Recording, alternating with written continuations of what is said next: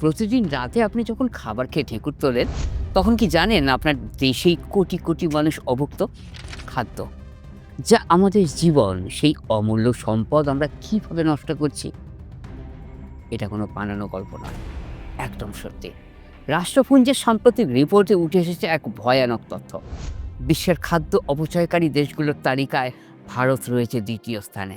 একটু ঠান্ডা মাথায় ভাবুন, যে দেশে লক্ষ লক্ষ মানুষ দৈনিক ৬.৭ কোটি মানুষ অনাহারে থাকে, সেই দেশেই প্রতি বছর ৭ লাখেরও বেশি টন খাবার নষ্ট হয়। অর্থাৎ আমরা প্রতিটি ভারতীয় নাগরিক গড়ে বছরে প্রায় ৫৫ কেজি খাবার স্রেফ ফেলে দিই। কিন্তু শুধু আমরাই নই, ২০২২ সালে বিশ্বব্যাপী নষ্ট হয়েছে প্রায় ১০০ কোটি মেট্রিক টন খাদ্য। এছাড়া পাকিস্তান, নাইজেরিয়া এবং উন্নত দেশ আমেরিকাকেও দেখা যায় এই তালিকার প্রথম ১০-এ। কেন এমন হচ্ছে? গবেষণায় দেখা গেছে এর মূল কারণ দুটো। প্রথমত, খাওয়ার পরে থালায় অতিরিক্ত খাবার ফেলে দেওয়া। দ্বিতীয়ত, ভালো কোনো সংরক্ষণ ব্যবস্থা নেই। আর তৃতীয়ত, সময় মতো খাবার না খেয়ে নষ্ট করা। একটি বিজ্ঞান চ্যানেলের দর্শক হিসাবে আপনি সচেতন হন।